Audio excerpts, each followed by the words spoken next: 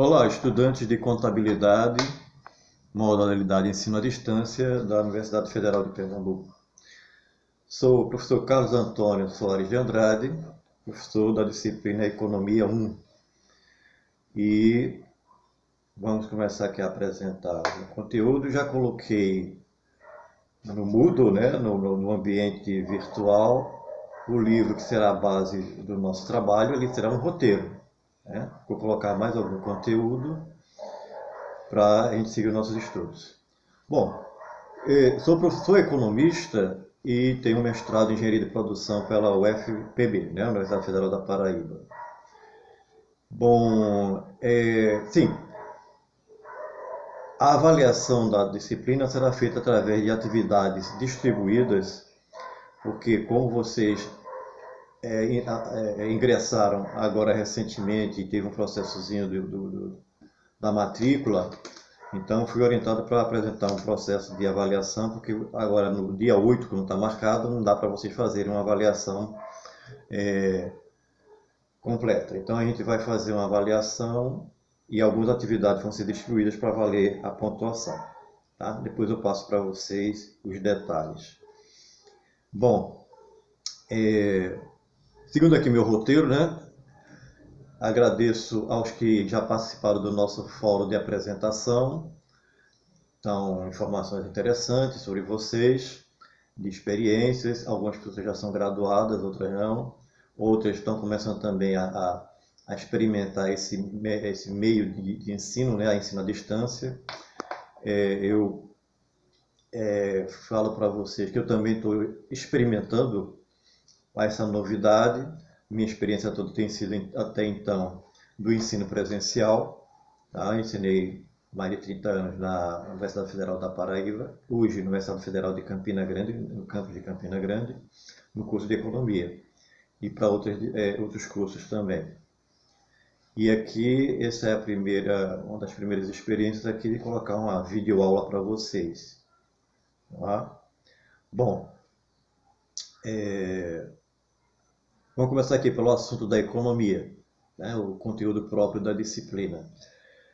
Coloquei já 3 capítulos e uma atividade para vocês fazerem, para ir treinando e tendo um primeiro acesso ao conteúdo e a matéria em si, propriamente dita. Porque economia não é uma matéria fácil. Né? É um assunto que nem todos estão muito propensos a entender. Não só alguns de vocês podem ter essa dificuldade, mas grandes estadistas também já confessaram suas dificuldades com a economia.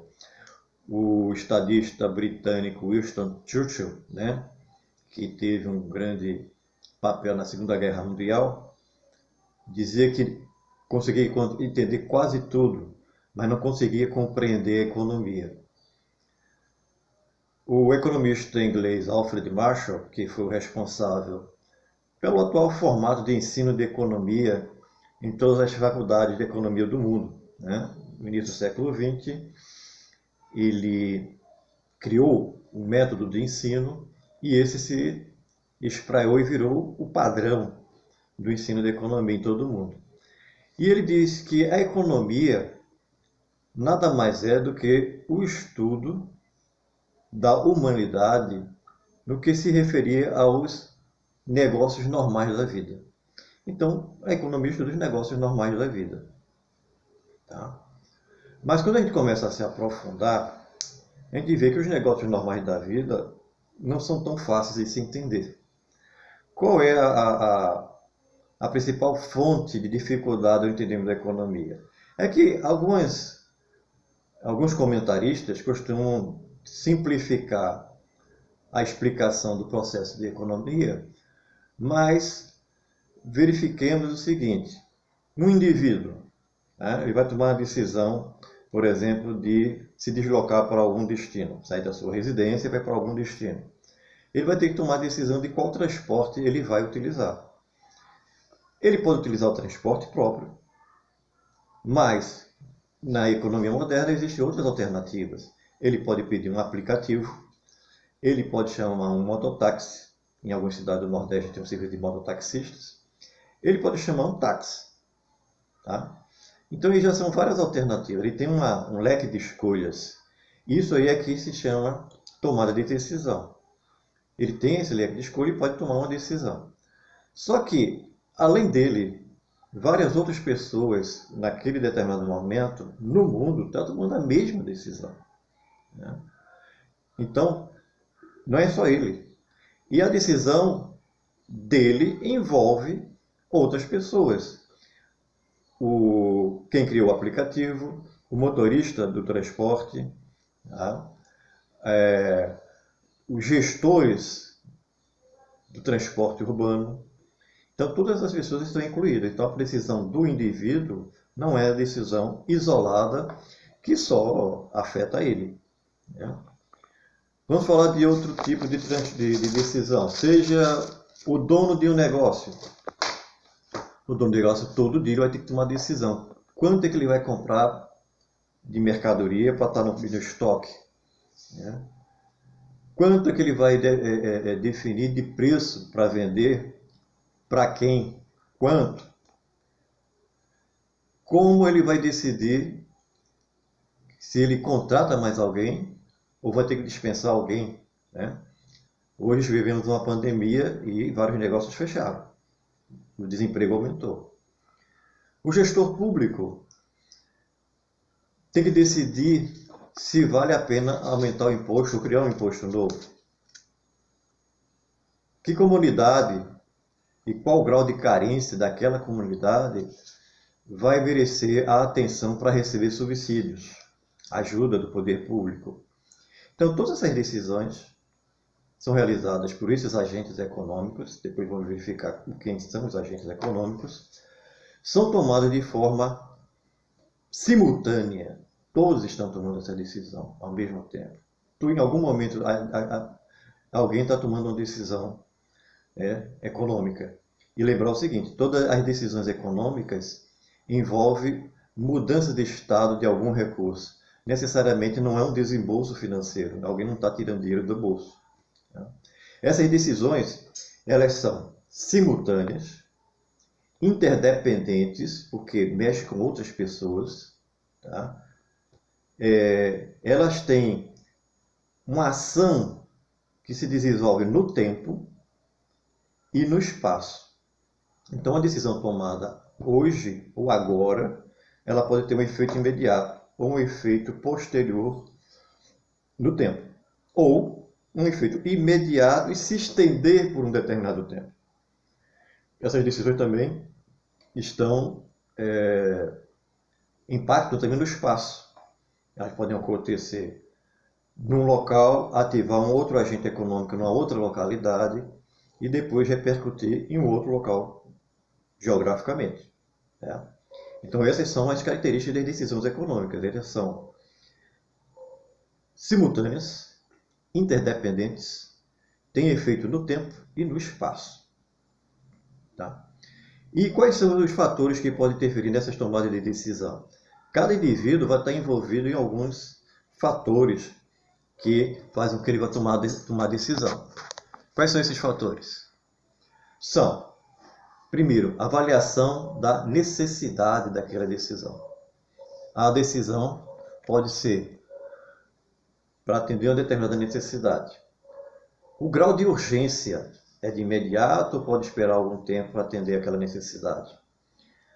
Envolve uma relação de benefício e sacrifício, né? Todas as decisões econômicas envolvem esses dois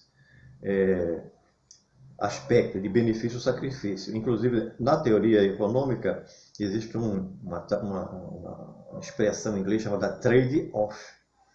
Troca. Existe o quê? Sempre uma troca entre custo e benefício, entre sacrifício e benefício. Quando você está obtendo o benefício de alguma tomada de decisão, é porque houve o sacrifício de uma outra tomada de decisão. E o custo de oportunidade. Essa decisão pode ser adiada ou tem que ser imediata? Qual o custo envolvido de usar o recurso numa determinada ação ou numa outra ação?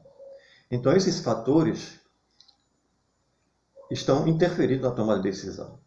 Então, esses fatores em conjunto e a característica das tomadas de decisão serem todas elas simultâneas, interdependentes, que se repercutem no tempo e no espaço, cria uma grande dificuldade de você entender o impacto das decisões econômicas que estão sendo tomadas por todos os agentes da economia. E daí a dificuldade de saber o que pode acontecer à frente, em função de alguma dessas ações. Em função dessa complexidade, os economistas resolveram construir um método de análise. Esse método de análise vai ser importante para que o analista saiba quais são os elementos que devem ser selecionados para analisar e ter, então, uma aferição, né, dessas decisões econômicas. Bom, para a construção desse método de análise, os economistas foram, então, buscar auxílio na ciência. Tá? Então, a inviabilização de analisar todo o complexo de relações de negócio ocorrendo simultaneamente, os economistas criaram uma sistemática de análise. Bom, aí a gente vai ter que olhar um pouquinho como é que é o conhecimento, como é que o conhecimento é criado na sociedade. O conhecimento é criado por vários métodos e aplicados à vida cotidiana. Esses métodos, depois de que são aplicados com muita frequência, viram o senso comum, que é aquele praticado sem críticas. Então, muita coisa que a gente pratica no dia a dia da vida vem de um conhecimento científico que já foi validado e virou hábito, né? Então, escovar os dentes 3 vezes ao dia. Isso melhora a sua saúde bucal. Isso foi fruto de uma pesquisa científica. Esse conhecimento foi validado e virou um hábito. Hoje nós praticamos esse hábito sem fazer nenhum tipo de alusão ao cientista ou aos métodos e técnicas científicas que estão envolvidos nesse hábito, né? Então, o conhecimento é baseado na experiência, né? É aquela prática do erro e acerto. Então, nós, humanos, no planeta Terra, fomos aprendendo e gerando conhecimento a respeito de alimentação, de métodos de proteção contra os animais, através do erro e acerto, né? É a experiência. Essa experiência gerou conhecimento, mas não é o conhecimento científico ainda. Junto com esse conhecimento de experiência e da relação do homem com a natureza, criou-se o reconhecimento religioso. O conhecimento religioso é aquele que identifica que a causa e a solução de vários fenômenos e problemas que atacam o homem, né, estão na esfera do sobre-humano. O humano não tem capacidade de resolver. Então, vem a representação religiosa de entidades divinas que respondem ou causam determinados fenômenos. Então, a prática de não fazer determinados atos contra as pessoas vem de uma crença de que, se a pessoa continua praticando aquilo, vai ser castigado por alguma entidade divina, né? Ou, se ele começar a praticar bons hábitos, ele vai ser premiado por algumas entidades divinas. Então, o conhecimento religioso é esse. Ele dá a explicação fora do conhecimento humano, fora da compreensão humana. Então, é isso a base do conhecimento religioso. Então, somando ao conhecimento religioso, ao conhecimento construído na experiência do dia a dia, evoluiu para o conhecimento que a gente chama de conhecimento científico. Grupo de homens e mulheres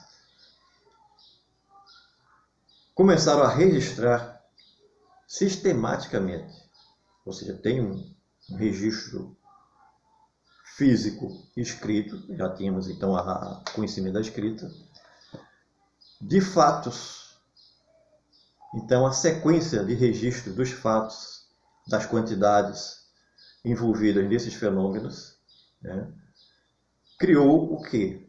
O procedimento de análise. Então, observar, registrar e analisar. Mas não são só esses passos do conhecimento científico.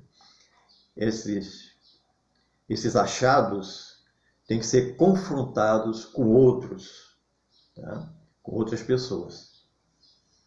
E aí, nesse processo de confronto, é que o conhecimento evolui de forma sistemática e o conhecimento científico se estabelece aí. Um conhecimento objetivo, discutido, contribuindo para a evolução da percepção da sociedade em relação à natureza. Vou parar aqui porque deu um tempo e vou continuar no outro vídeo.